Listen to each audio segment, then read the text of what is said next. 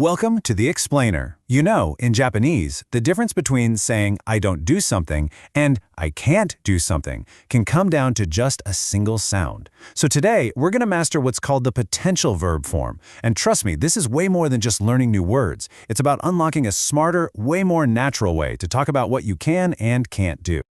Okay, let's jump right in. On the screen, you see two ways to say I can buy my favorite magazine. Now, the one on the left, using koto ga dekiru, is perfectly correct. Nothing wrong with it. But look at the one on the right. It's shorter, it's cleaner, and it's what you're going to hear way more often in a real conversation. That right there is the power of the potential form we're diving into. So here's the game plan. We'll start with what these potential verbs actually are. Then we'll walk through the 3 super simple rules you need to make them yourself. And you're going to want to stick around for the end, because we're going to get into the subtle meaning that makes this piece of grammar so incredibly powerful. So how does this all work? Well, the core idea is really simple. Instead of adding extra words to say you can do something, you're just going to change the verb itself.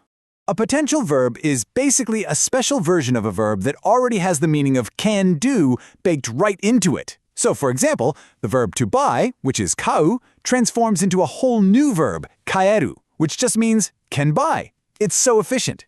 And here's what it looks like in a real sentence. Because my grandmother gave me pocket money, I can buy my favorite magazine.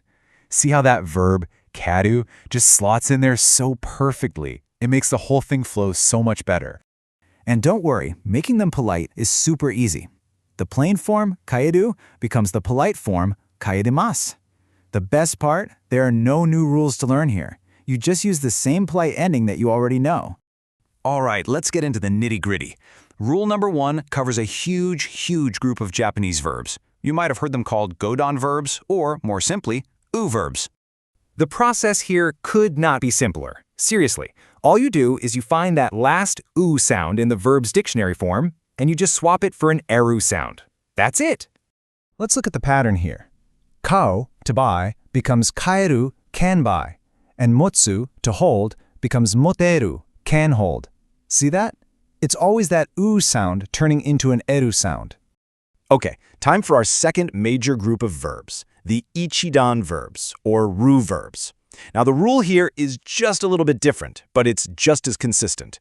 For these guys, you find the ru at the end of the verb, and you're going to replace it with a little bit of a longer ending.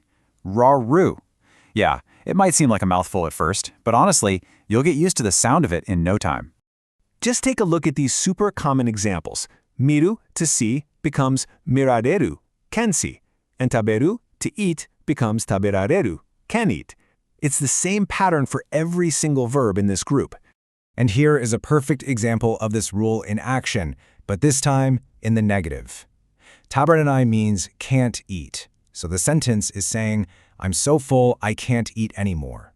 The key here is that it's not I don't want to eat, it's I physically cannot eat. And now for our final rule, which covers the 2 most famous irregular verbs in all of Japanese. You know, like with any language, there are always a couple of oddballs you just have to memorize. The good news? For potential forms, there are really only 2 big ones to worry about. Okay, so the verb suru, to do, becomes dekiru, can do. You've probably heard dekiru all over the place already. And the verb kuru, to come, becomes korareru, can come. Just commit these 2 to memory and you're pretty much set. Here is a great example using dekiru. So the verb phrase for to study is benkyou suru. So to say can study, it just becomes benkyou dekiru. The sentence says, because I can study Japanese every day, I'm lucky. Simple as that. All right, so we've covered the rules. We know how to make these verbs. But why is this so important? Well, it all comes down to nuance. And really getting this next point is what's going to take your Japanese communication skills to a whole new level. I want you to look really closely at these 2 sentences. On the left, kawanai means I don't buy it. This implies a choice, right? It's a decision that I'm making. But on the right, kaenai means I can't buy it. This isn't about choice at all. It's about circumstance. I'm unable to. And in this case, it's because I don't have any money. And this, right here, is the key takeaway for today. That tiny 1-letter sound change from the wa and kawanai to the a and kenai completely changes the entire meaning. It tells the listener why something isn't happening.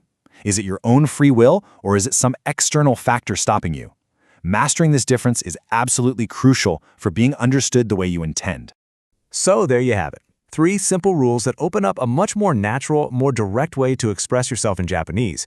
You're not just saying what you do or don't do anymore. Now, you could really talk about what is and isn't possible for you. It really opens up a whole new world of expression. So what new things can you say now?